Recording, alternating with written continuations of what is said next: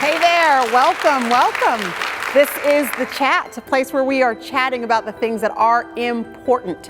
And today we have a very important show. Listen, you have probably heard of a little book turned movie called 50 Shades of Grey. Well, the gray area is becoming even more gray. It seems like nobody really knows how to kind of get a handle on what's right, what's wrong, what's in between, and if any of this is really doing damage in the lives of people. And we're going to talk about that today because it's important. Millions upon millions of people, mostly women, have read this book, have gone to this movie, and we already did a show on the 50 Shades of Grey. We talked to two very incredible women who were able to help us kind of wade through some of the psychological waters as to what this is doing to our lives, to our marriages. But today we're going to talk a little bit more personally with a couple people that are going to be able to give us some personal insight about how their lives have been affected by things like pornography, promiscuity. You know, listen, this is not just a man's issue. It very much is a woman's issue as well. We're going to get the female perspective on it. You are going to want to stay tuned. This is going to be a good one.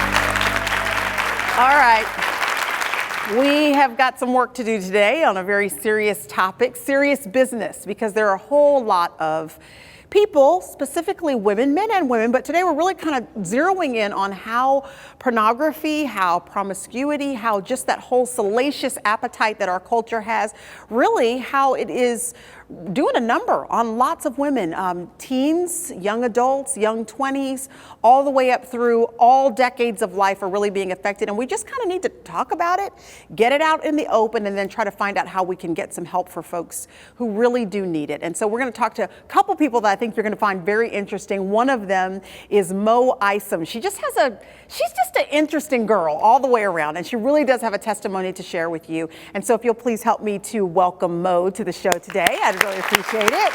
Hello. I'm glad you're here. I'm happy to be here. Yes. I am so happy to be here. Thank you for having me. Well, listen, just get comfy. You know, we just get comfy around here and just kind of hang out and talk. Because we need to talk. So a lot of people are familiar with you because you wrote this little blog. Well, first of all, you're a great writer, period. You have lots of great writing on your blog. You need to go and just look Mo Isom up, I-S-O-M, because you've got a great blog.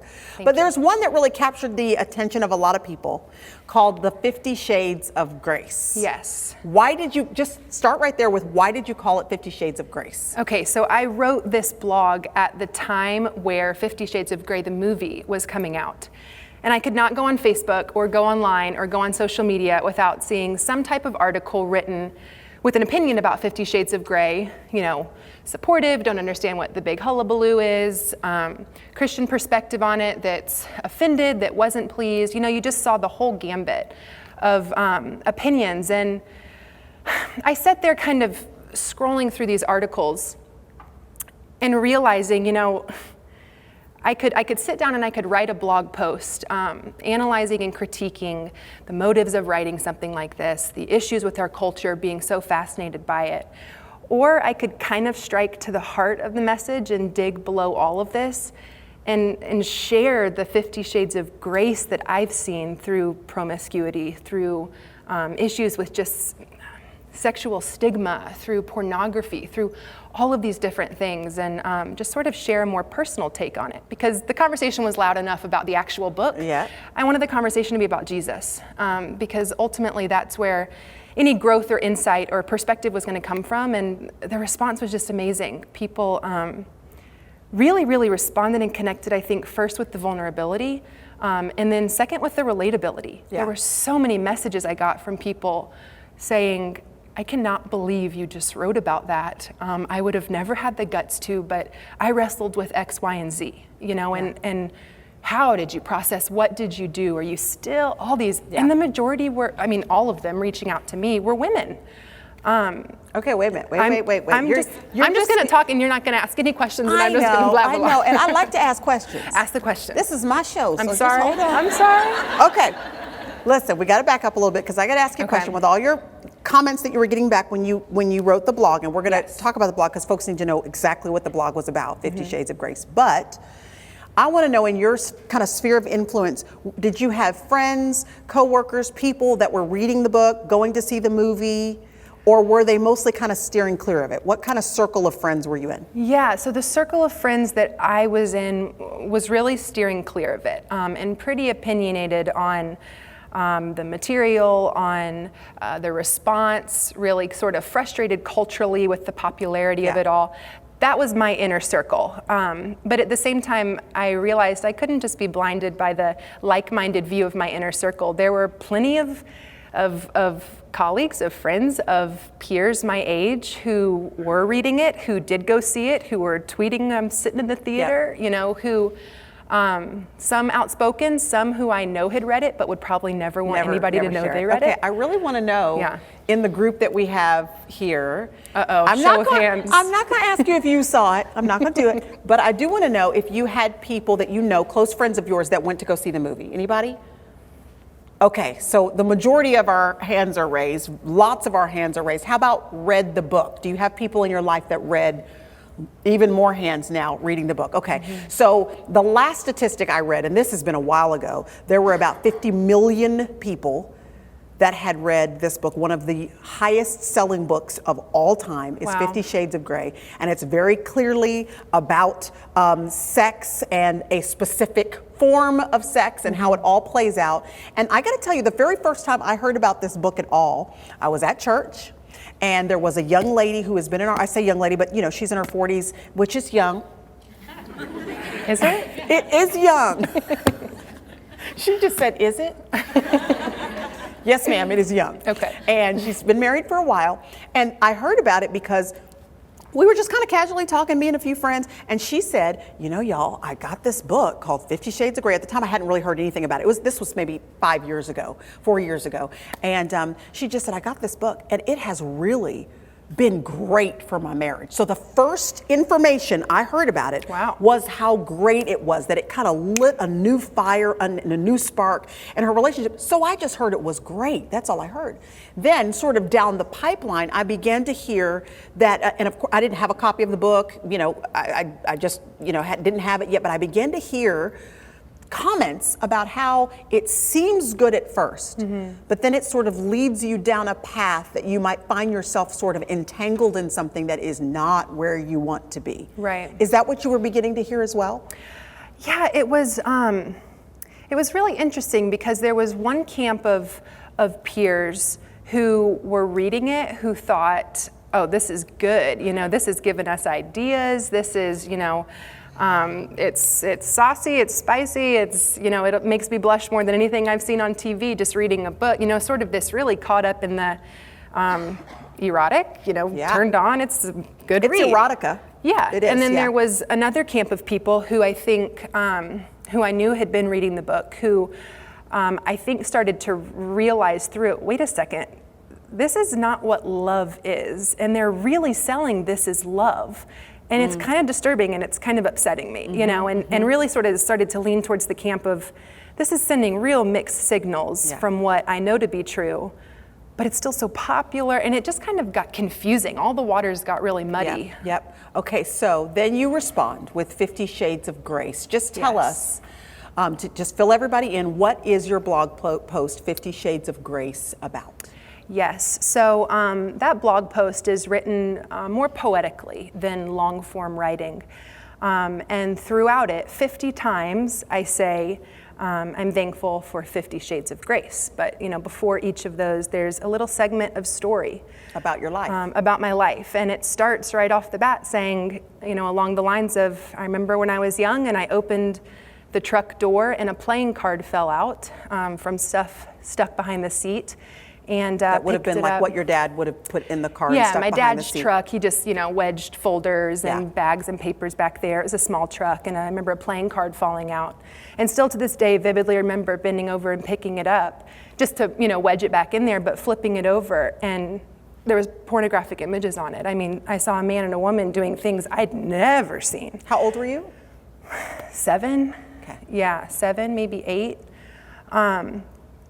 And it was that feeling of your stomach like coming up into your chest, and you feel like, what is it? And you don't even know what it is yet, but you know it's wrong. Yeah. You know it's just, you shouldn't be seeing it. And my dad's coming around the side of the truck, and so I'm wedging it back as fast as I can. And the blog says it more poetically, but it sort of starts there, and it says, even in that moment, I'm thankful for 50 Shades of Grace. And it moves through seeing as a child, my dad really struggling with a pornography addiction.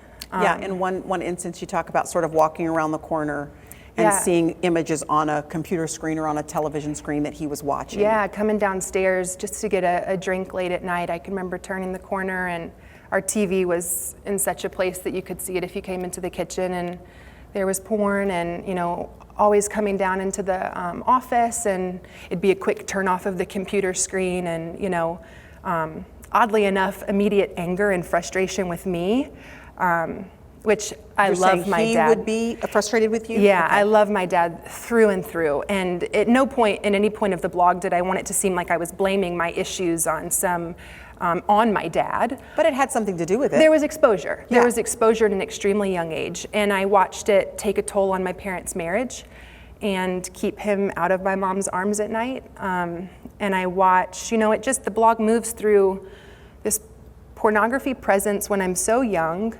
to actual interest on my part then. I've been exposed to it, and I'm human. How long, what would you say was, from the time you were 7 and this started and you felt uncomfortable, at what point do you think it moved into an interest where it began to kind of stir in you a curiosity that led toward desire? Quickly. It's amazing how quickly those things can really captivate our mind and our heart. And, when kids are young, and it's scary because the exposure is happening younger and younger, it seems, every year. But then you have friends who have seen or heard something that are telling you things. And one friend, at school, and my neighbor who knew this channel on the TV, and even though it was fuzzy, you could see some stuff. And so we'd go try to figure out what we were seeing. And back in the days when TVs were fuzzy. We're fuzzy, yes. Yeah. And we're trying to discern. And you find the channels on your own TV, and you're kind of turning down the volume, but trying to figure all this out. Did your parents know at all that you were struggling with this?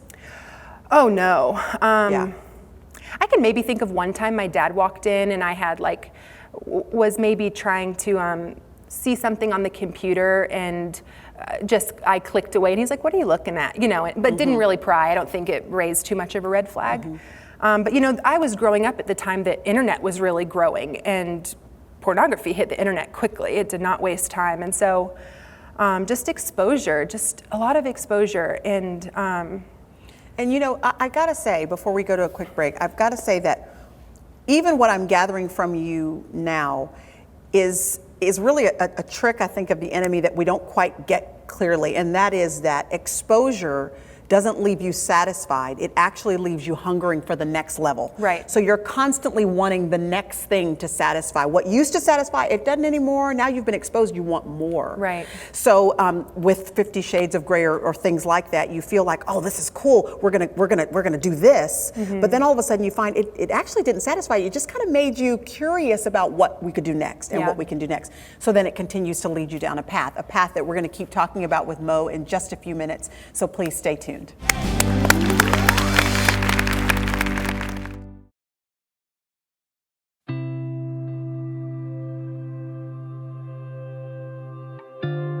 This is going to be an incredible experience where we all get to see what it's like to experience God's unfailing love. We are incredibly loved, incredibly valuable, and incredibly capable of blowing it. That's why we are in the book of Hosea.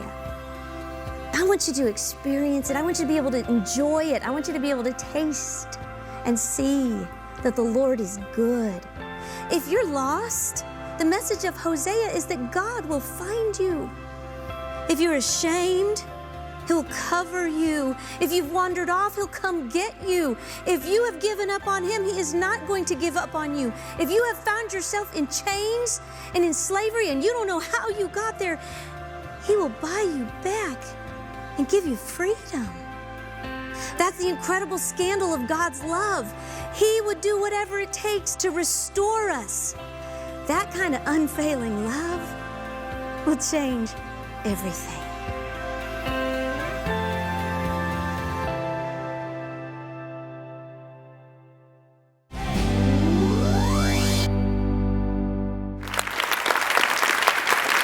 We've been talking to Mo. Mo has been kind of leading us on a very vulnerable, authentic journey through some of the struggles in her life, but I'm so glad she is, because it really is helping us today. And it's already been helping a lot of people. She has a fantastic blog where she has written some eye-opening things about her own life that also lead us to broader issues of culture and just the heart of women and how we can remain pure and make sure that we're, living in a way that's healthy all the way around. So I'm glad you've tuned back in, because we were just about to really talk about the path that sort of you just begin to walk down, seeing the pornography that your father was looking at, being exposed to it, then that exposure leading to a little bit of desire, and then just being fed all along the way. Where did this eventually lead you?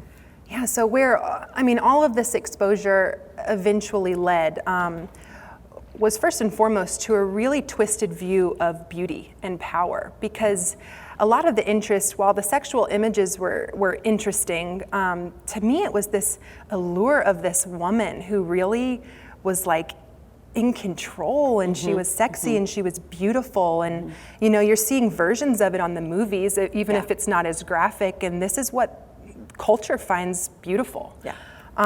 So you're getting kind of excited about the fact that my femininity's got some power, and I can use this to my advantage. Yes, and I'm kind of rationalizing what I'm looking at as I'm learning. I'm learning tips here. This is how one day, I'll be able to do X, Y, and Z. And, I'd made a commitment to my mom when I was young that I would save myself until I was married. But actually found myself very much in gray area, because I'd sort of committed to virginity, but never really learned about purity. Yeah, and so it was this commitment to virginity, and okay, I'll never go all the way, but confused about purity, seeing the power and control of these women, thinking that is really what a man desires. So when I become of age and am actually sort of finding the courage to do these things physically as well, I was completely lost in the gray area of, I can round the bases but not go all the way. I can give little pieces of myself away but still be a virgin, and that's ideally what a good Christian would be, right? A virgin. Yet I am doing everything but a thread of holding on to what is pure, and so I really found, as I was growing as a young woman, I was just reckless. And a big piece of my story is we eventually lost my father to suicide, and that left me overwhelmed. How old were you? I was 18. You were 18. I was 18. Did he leave a note or anything that let you know why he did leave? Okay. He left a note explaining how this decision would benefit our family on the financial side, on just him being out of the picture side, all of these things. He never really gave deep explanation as to why, but and we were blindsided because my dad was a family man through and through. Really? I mean, I just think there were some financial things that came to the surface, and I think he really just panicked, and I think it broke his heart that he had really hurt his family. And we were blindsided. It came out of nowhere, but we can look back now and see he was clearly dealing with some, dystemic depression. And I really believe that the pornography addiction played a great role in that. He was bound by a lot of bondage that kept him away from my mother, that kept him fixated on something that was broken and impure. A fantasy. Yeah. Exactly. And we could have a whole nother session about all the details around that, but it was, after his passing, I ran from God into depression and anxiety, and working as hard as I possibly could to use sin-sized pieces to fill a God-sized hole in my heart. I mean, just indulged physically with guys. I was just like a machine, like get in, give me my fix, get out. You know what? You have to stop for just a second. That is Sorry. like a tweetable phrase right Isn't there. that good? That was good. I tweeted it once. I've You been tweeted waiting once? for like An opportunity thousands to of say it? likes. Yeah, I've been waiting for a time to use Sin-sized that. pieces Into a to fill a God-sized hole. God-sized hole, and it just Yeah. doesn't work. Doesn't right? work. And we think it will, and we keep piling them on top of each other, and that's what you were doing. Yeah. And then did you find yourself completely addicted to this lifestyle and to pornography or promiscuity? I found myself completely exhausted. Yeah. I was just tired, and still trying to hold on to this thread of I'm a virgin. I'm building a reputation. I'm building a list of individuals that could put up a very different argument for my virginity and purity, and I honestly was just losing myself, and I was exhausted, and it's the temporary pleasure, it's the quick fix. Yeah. And it helps a somewhat numb, somewhat aching heart, but eventually it leaves you void. Okay, at what point did you wake up and go, wait a minute, this is not healthy, this is not okay, and how did you work your way out of it? Because it's one thing to realize it, it's another to try to figure out, how am I going to stop? Right. So another big piece of my testimony was about a year after my dad's loss, and really the depth of my struggles. I was just, the cry of my heart was, God, if you're so real, just wreck my life, because I'm exhausted and I'm tired. And he literally did so. I was in a horrific car accident and hanging upside down in a ravine at 1:30 in the morning. I had never felt more overwhelmed by the presence of a God who said, I will wreck your life for my glory. And he shifted my heart. It was hard to explain. Life couldn't tangibly look the same after encountering the presence of the Holy Spirit. That's good. And I started to, you step back into your normal life thinking, I have come to know the Lord. Life will be different. But then you step back into the rhythm of your sin because you think, I'll just go about my normal life. I was just about to ask that, because you still had to make choices Yes. day in and day out to Yes. walk in this brand new freedom that you've been given. Right. What did it look like to be free, not just to have experience and encounter with God, but to not go back on Tuesday and do the same thing I was already doing? Right. So I stepped back into it, and I very much tried. And the true conviction was overwhelming, particularly with the pornography. I hadn't made the connection yet that was a spiritual rooted issue.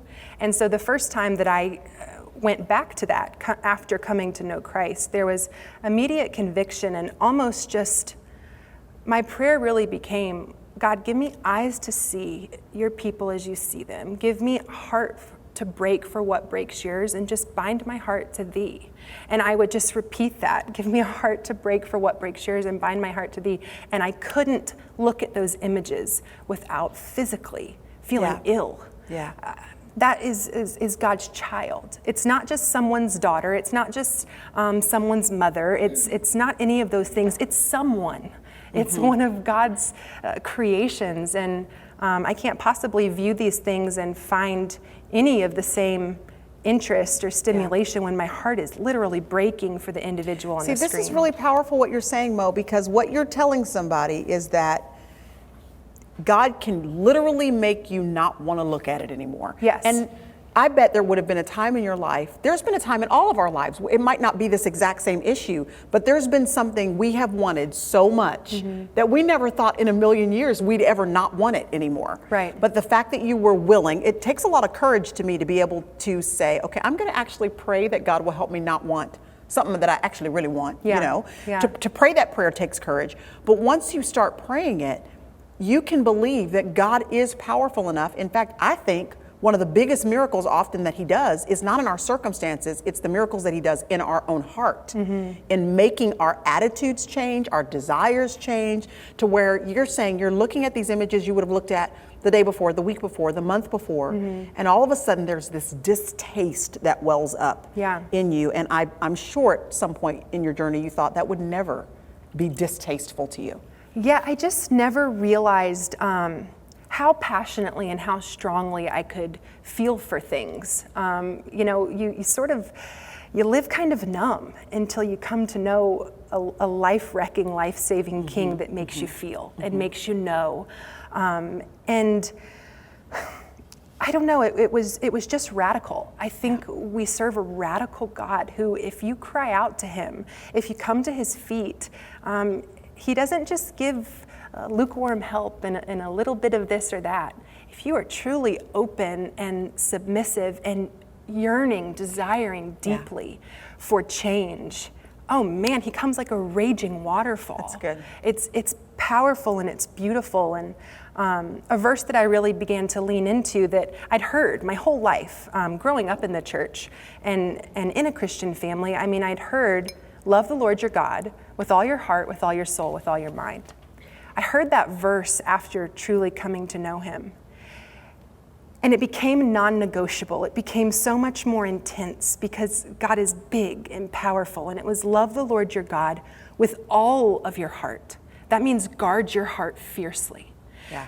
Love the Lord your God with all your soul. That means break these soul ties, surrender them to him. Love the Lord your God with all your mind. That means take your thoughts captive, all of them, every single one. You're preaching now, girl. Girl, I'm going to preach. I'm going to get up here and preach. Well, that's what happens when God changes your life. It really does make you want to tell other people you really can be free. Yes. And here's how you can do it. Okay. We've got to close in a few minutes, but Sorry. I've got to ask you a question. No, I love it. I love it. You're a talker like me. It's good news. I'll ramble. I will. Okay, listen. You've been married. Yes. How long? I have been married for almost 8 months. Okay. He's smoking hot. Instagram at Mo Isom. Girls, God is good. He is good. That's awesome. He's good. Okay. Here's what I want to know. Were you worried that someone would never, if you were honest with them about all of the struggle you've had since you were 7, that they wouldn't view you as pure, they wouldn't view you as somebody who was wife material? I'm thinking about the person who they don't know if they should be honest, and they are really genuinely worried that no one will ever love them if they reveal this struggle. Because see, pornography is such a man's, we sometimes consider that to be such a man's issue, right? That for a woman it seems like particularly dirty and particularly unusual for as some if reason. Women aren't sexual beings as well. Exactly, but that's just interesting. the stigma that the culture has put on it, okay? Yeah. So you have a lot of women that are a lot more quiet and reserved about talking about this issue because they're worried that people are never going to look at them the same, particularly that they'll never be able to have a loving, authentic, open relationship with a guy that will want to be their husband still. Right. I was terrified. I was terrified even in singleness to eventually have to share with the man that hopefully I would marry about my past and share those scars and share those choices I made many times. Totally terrified. And when I met Jeremiah, there was such an authentic presence of the Holy Spirit in him that it invites vulnerability. Made you feel safe. It does. Yeah. And I opened up to him not because he asked me to. At no point did he sit down and say, "What's your number? Tell me your list. Let's go through the pull out the black book." nitty gritty." Yeah. Exactly. But one day I remember sitting on my front steps and I was like, "There's something I need to share with you." And I kind of word vomited all over him. And he sat there for a second, and this is actually the conclusion of the blog. If you read 50 Shades of Grace on my blog, he sat there for a second, and I could tell that it was heavy on him, and he sighed, and he looked at me and he said, "Has God forgiven you? Have you sought forgiveness?" And I said, "Yes, many times." And he says, "Then what do I have to hold against you or hold over you? And I forgive you too." That's a good man right Y'all, there, that's girl. when I was like, That's a good man propose. right I'm ready. He's beautiful. a good man. Yeah. And I think that, yes, vulnerability is terrifying, but It really is the key to walking down the path to wholeness. It I think, is. in health in an issue like an this. authentic community, an authentic relationship, That's good. and real love.